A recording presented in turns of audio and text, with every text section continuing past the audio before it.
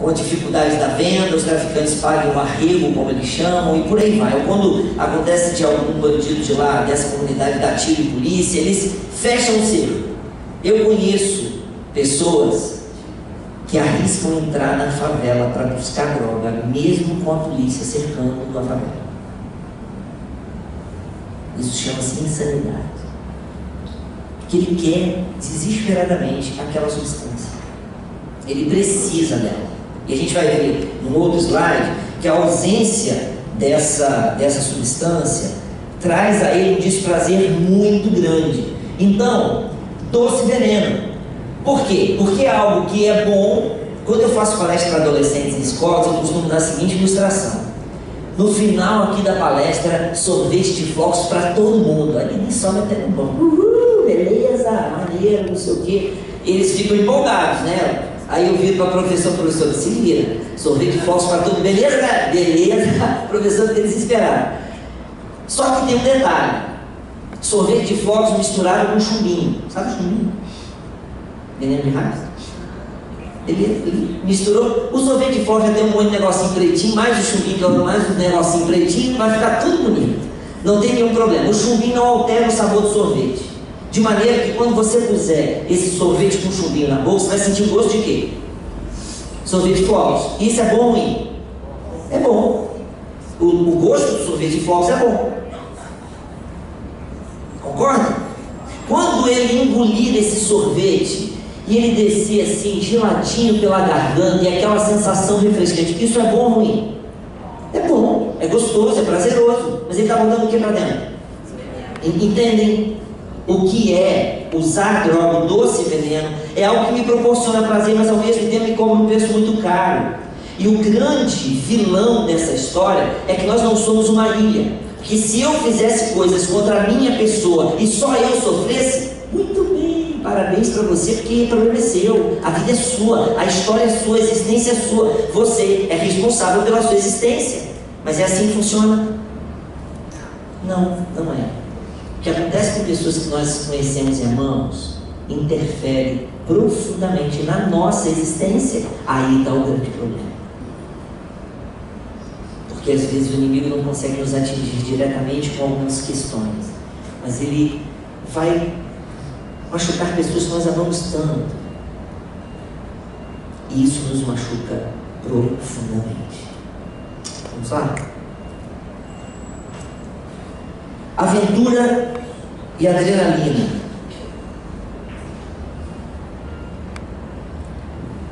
Essa imagem, eu sou surfista, a maioria das pessoas sabem disso. Quando você entra no mar e você quer pegar uma onda, você quer dropar uma boa onda, você não está entrando no mar para dropar uma onda ou para pegar onda para ser comido por um tubarão. Lógico que aquilo ali é uma montagem. Mas, prestem atenção, a gente está vivendo num mundo, numa geração que não tem limites e que quer a todo custo sentir emoção e adrenalina, que é aventura, sabe? É impressionante a quantidade de informação que nós temos sobre AIDS. O padrão de Deus é: espere casamento, tenha uma vida de santidade, case-se com alguém, viva para ela, deixe que ela viva para você, e por aí vai. Mas o padrão do mundo é: use camisinha. Só que usar camisinha diminui um pouquinho o quê? O prazer. E eu estou buscando o prazer com muita o quê? Intensidade. E se tem algo que vai diminuir um pouco do meu prazer, em nome de uma coisa chamada segurança, não. Então, por muitos e muitos anos, o que acabou acontecendo? As campanhas e a divulgação sobre proteção, sobre como pegar AIDS, como não pegar AIDS, o tema foi amplamente difundido, todo mundo sabia o que tinha, o que não tinha, o que podia, o que não podia, e a quantidade de pessoas infectadas aumentando cada vez mais. Por quê? Porque na hora do prazer, o que vale é ter o máximo de prazer. E as pessoas não pensam nas consequências. As pessoas não pensam no depois. Eles querem saber naquele momento o que elas estão sentindo. Então muitos estão entrando em busca de aventura, estão em busca de adrenalina, de um momento maneiro, mas estão acabando encontrando isso aí que a gente está vendo aqui. Vamos para a próxima.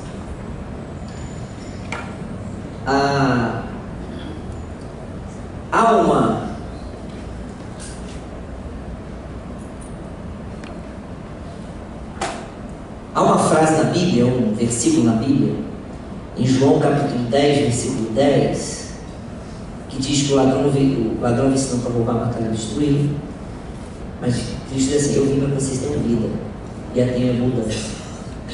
Eu brinco com as pessoas quando eu digo que o ladrão veio para quê? Roubar, matar e destruir. Vocês acham que ele vai se apresentar como? Como é que o inimigo vai se apresentar para roubar, matar e destruir? Com chifre, cara de mal, rabo, tridente, aquela capa esquisita. É assim que ele vai se apresentar? O diabo nunca se apresenta dessa forma. E a gente sabe disso. Como que é seu nome? Virgínia. Você acha, Virgínia, se você estivesse num lugar sozinha, um lugar meio escuro, meio deserto, e o diabo aparecesse para você desse jeito que eu pintei, de chifre, rabo, tridente, aquela cara de mal, aquela capa, e chamasse você assim: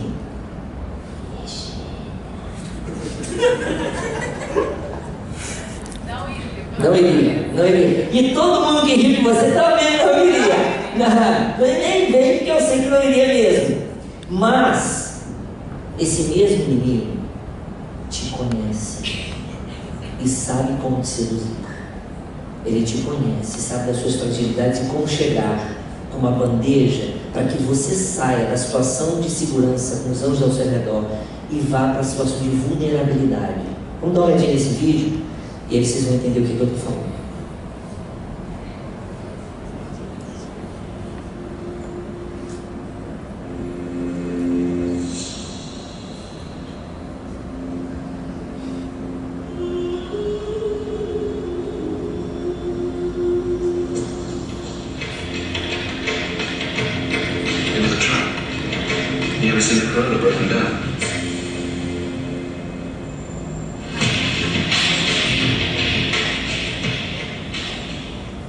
Repete o vídeo para mim, Bruno, por favor. Repara uma donzela em apuros, tadinho, o carrinho dela tá ruim, gente. Aí vem dois homens bem intencionados e ela vem toda seduzindo, toda pá. Olha a cara do carona. Tipo, You ever seen the cradle broken down?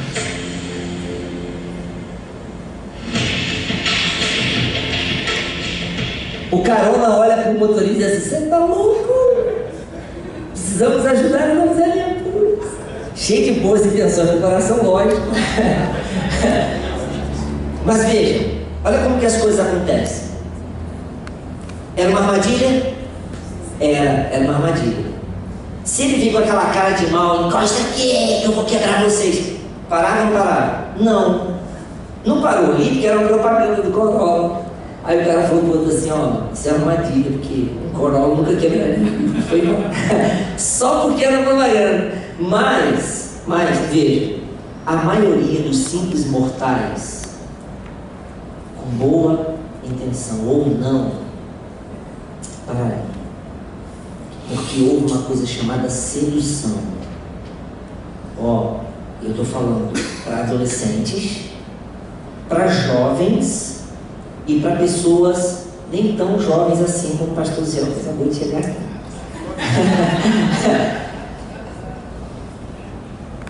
Quando a gente fala em sedução, aí você fala assim: os adolescentes e os jovens estão enrolados. Não.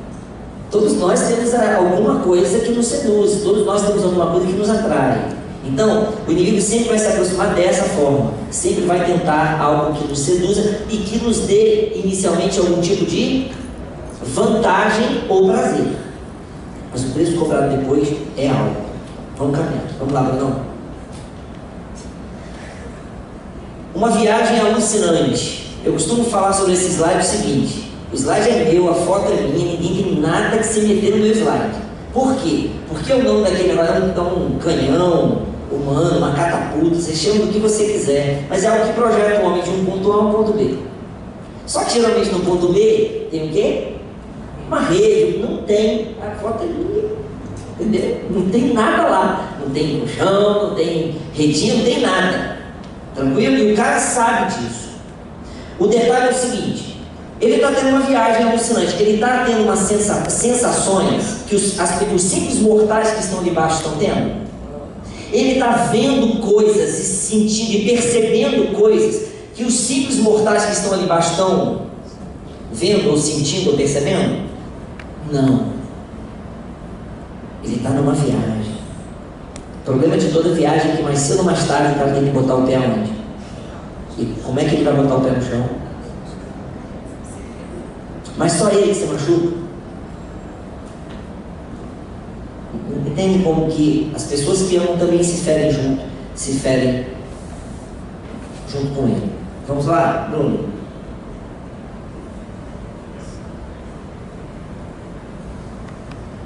Pode passar essa daí. Família. Abre sua Bíblia aí para mim. No livro de Isaías 45.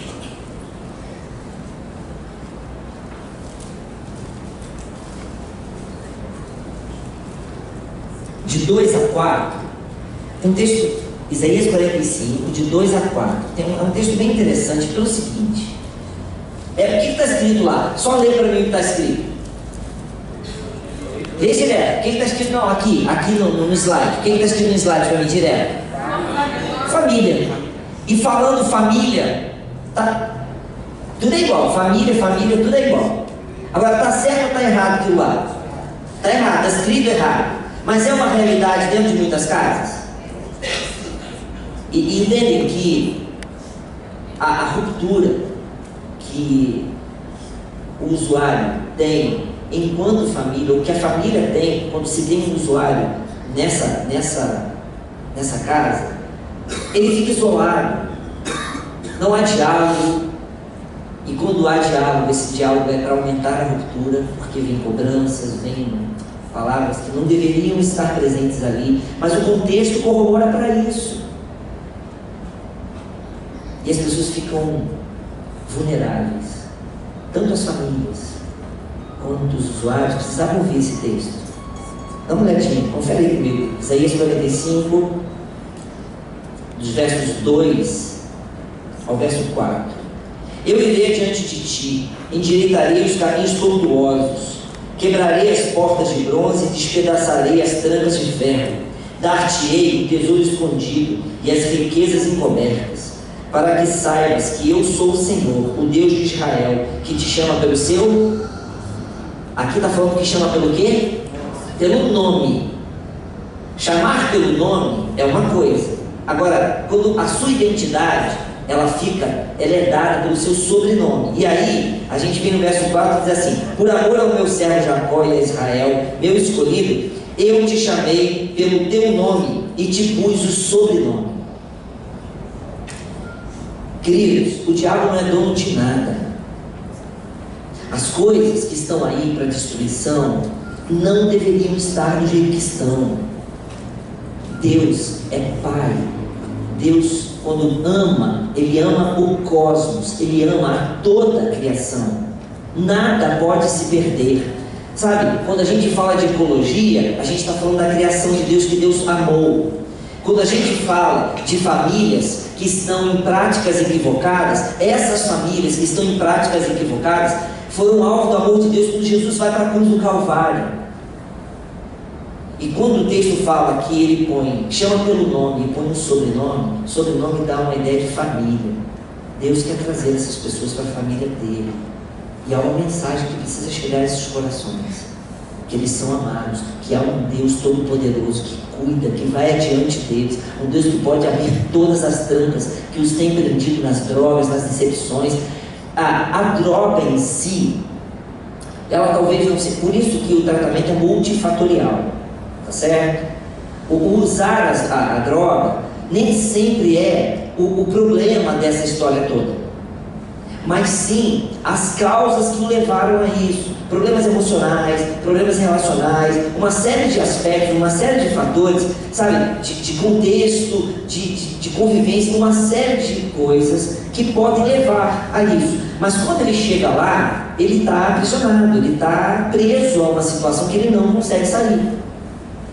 E aí, queridos, essa mensagem precisa chegar, que Deus os chama, Deus os ama e quer salvá-los. E essa mensagem de salvação, o ministério da reconciliação, foi dado a mim, foi dado a você, para que nós em alto bom som proclamemos que o Deus Todo-Poderoso que fez, continua fazendo e vai continuar a fazer. Tudo é possível àquele que crê. Vamos lá, Bruno. Algumas fases na trajetória do indivíduo que usa a substância. Então vamos lá. Eu estou sem o meu laser aqui. Primeira fase. Dá para ler daí? Lua de... E só tem envolvido o quê? Prazer. É o início. No início do uso, é só prazer. O cara que começa a cheirar cocaína, ou fumar maconha, ou... assim, ele vai se envolvendo, porque no início tudo são flores. No início é isso mesmo.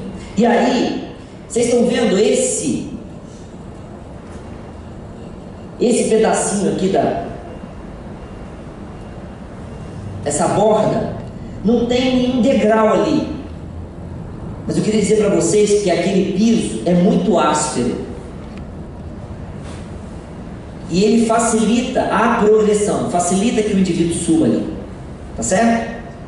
Você não consegue ver, mas é assim. E ele progride para uma segunda fase, que a gente chama de fase intermediária. Uma fase onde o cara tem pequenas perdas. Então, o indivíduo que é adolescente ou jovem, que começa a usar drogas, na escola ele começa a ter pequenas perdas, porque ele já não assiste a aula com aquela atenção, ele já não tem aquela concentração que ele deveria ter. Ele tem pequenas perdas dentro de casa, porque no relacionamento familiar ele já não tem aquela interação, ele já não tem aquele amor, o carinho que ele deveria ter com as pessoas que estão ali com ele. Ele já não interage socialmente, porque ele não quer mais estar em determinados lugares com determinadas pessoas, porque são caretas, porque não são do meu ciclo de uso. Então ele começa a frequentar outros lugares e ele começa a ter pequenas perdas.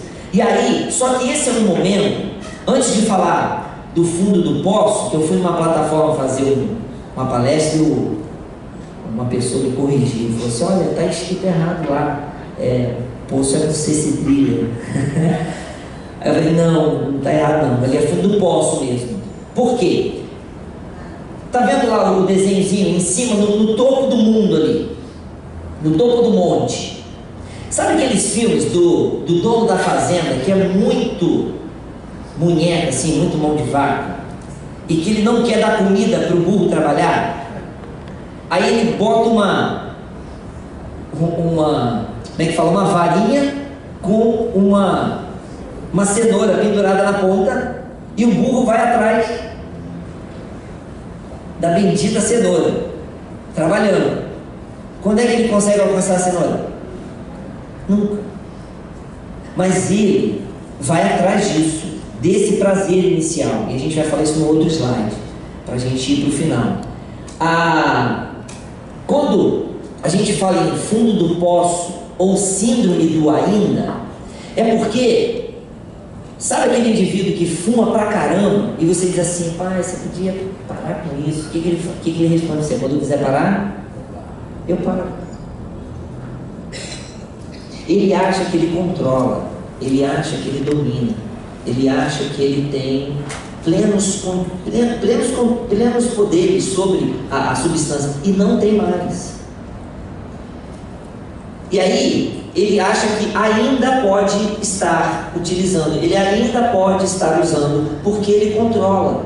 E esse falso controle faz com que ele entre num terceiro estágio. O que eu falei para vocês sobre o piso lá perto da lua de mel? Como é que ele é? Muito áspero. Tem alguma plaquinha desenhada aqui? Bem nesse ponto aqui, ó. Tem uma plaquinha de sinalização dizendo assim: não dê mais um passo. Tem uma plaquinha ali? Não. Tem alguma plaquinha dizendo assim: não ultrapasse esse ponto, porque como o piso aqui é áspero, o piso daqui para cá é como?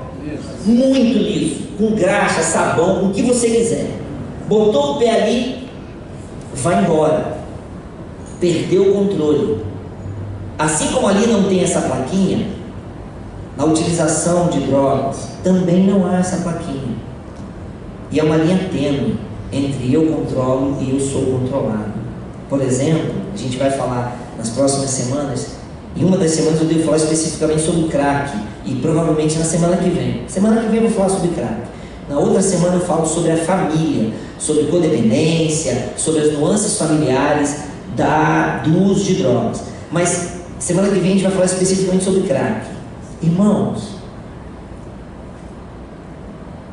com uma dependente, porque assim, passa o próximo slide para mim, não, pode voltar. É depois desse. Com uma utilização, a boa parte das pessoas que usam crack já estão dependentes, segundo a maioria dos técnicos.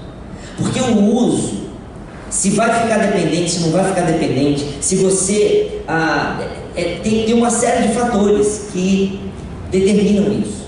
Por exemplo, cada indivíduo é um indivíduo. Eu, por exemplo, quando faço o exame de endoscopia, eu saio do exame andando, conversando, vou até a minha casa, chego lá, tudo bem e tal, deito para descansar. Quando eu acordo, pergunta se eu lembro algo, desde a hora que eu tomei anestesia até a hora que eu chego em casa. Não lembro de absolutamente nada. E eu sou assim, acontece comigo, meu organismo reage dessa maneira. Então, cada indivíduo tem uma reação orgânica à substância. Então vai depender do tipo de substância, do grau de impureza do indivíduo, uma série de aspectos para que ele esteja sendo considerado ou não dependente químico grave. E ele vai pisando naquela linha que eu falei, que é muito escorregadia, ele cai na terceira fase, que a gente chama de fundo do poço, ou estado de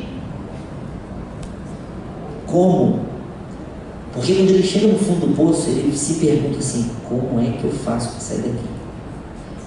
Porque ele tem duas vontades. Uma, de não ter os problemas que a droga causa a ele. E a outra vontade é de usar a droga porque ele quer aquele prazer que ele já se habituou com ela. Mas ele não sabe como se livrar desse negócio. Ele não sabe como sair. A maioria dos familiares não sabe como proceder. E eu vou dizer para vocês, não é fácil. Não é fácil. E se alguém quiser fazer pergunta, pode fazer. E aí, queridos, por falar em fundo do poço, existe uma expressão que uma boa parte dos técnicos se utilizam em relação aos familiares, que a gente diz que a família fura o fundo do poço. Ou seja, o indivíduo apronta uma, aí os familiares fazem o quê? Vêm atrás consertando. Com todo amor, com todo carinho, com toda dedicação, eles estão atrapalhando o processo de pedido de ajuda desse indivíduo. Porque enquanto ele não chegar no fundo do poço, queridos, ele não vai pedir ajuda. E olha que o fundo do poço de alguns é fundo, muito fundo. Tem pessoas que precisam perder absolutamente tudo, para que só nesse perder tudo, elas encontrem o tudo da história delas, que é ter Jesus na sua existência. Porque alguns, eu vou dizer para vocês, não tem tempo nem para reagir, nem para pedir ajuda. E é um vídeo que a gente vai ver agora. Os nossos jovens, eles deviam estar andando num caminho que foi iluminado por Deus para a existência deles. Porque quando Deus os fez com um potencial maravilhoso. Só que a sedução, lembra o que eu falei da sedução? Que leva ao prazer? E é o que vocês vão ver nesse vídeo. Esse jovem estava num caminho com um objetivo. Mas ele simplesmente é atraído, seduzido por algo.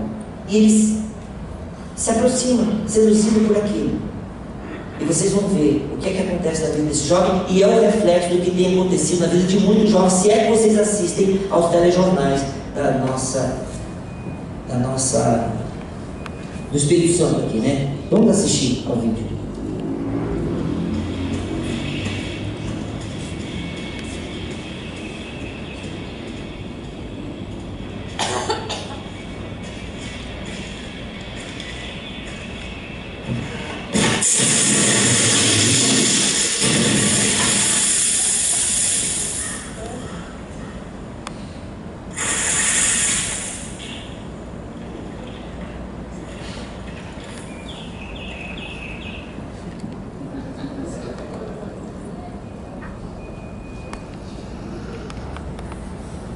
Se eu repetir o vídeo, você vai perceber que o jovem que estava no seu caminho e que é atraído por algo interessante, ou aparentemente interessante, e é seduzido e atraído até lá, do jeito que ele estava, ele ficou.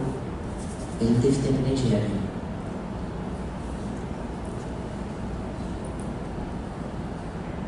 E muitos, quando querem reagir a algumas situações, não conseguem. A gente tem exemplos aí dessa boate em Santa Maria, nós temos exemplos de jovens que estão por aí e não têm como reagir. Ou seja, eu ouvi há muitos anos atrás que a única cura que tinha para o vírus da AIDS chamava-se prevenção. Ou seja, já que você não consegue curar depois que a pessoa está infectada, vamos evitar que outros sejam infectados. E aí você vai exterminar a doença. Legal. É um bom direcionamento. Irmãos, eu e o pastor Zé conversávamos ontem e a gente está pensando em fazer algo no dia 26 de junho, que é o Dia Internacional de Combate ao Uso de Drogas, para nós fazermos algumas ações, sabe? Prevenção em escolas, trazer instituições para serem conhecidas, vamos teatros, vamos planejar e pensar. Se você tem ideias, traz para a gente. Quer participar disso? Vem se unir a nós nessa de nós estarmos chegando antes. Os nossos meninos e meninas não podem ser seduzidos, não podem ser levados da maneira que estão sendo levados hoje. Próximo slide, eu quero entrar nesse outro slide. Passa aí para mim. Pelo seguinte, eu quero dar isso aqui é um conceito técnico mesmo. Tolerância, todo mundo sabe o que é tolerância, mas não sabe a definição de tolerância. Por exemplo, você está tomando um antibiótico por um determinado período. Aí o médico diz o que para você? Vamos trocar o seu antibiótico porque aquele antibiótico não estava mais fazendo. Na verdade, não é que ele não estava fazendo efeito. O seu organismo ele vai se acostumando e ele vai resistindo àquele antibiótico. Mas para que aquele mesmo antibiótico fizesse efeito, você tinha que usar uma quantidade muito maior dele. E aí, os efeitos colaterais seriam muito prejudiciais à saúde do indivíduo. Então ele muda de composição por isso. Então a tolerância é isso. É a resistência orgânica à substância que você está se utilizando de maneira contínua.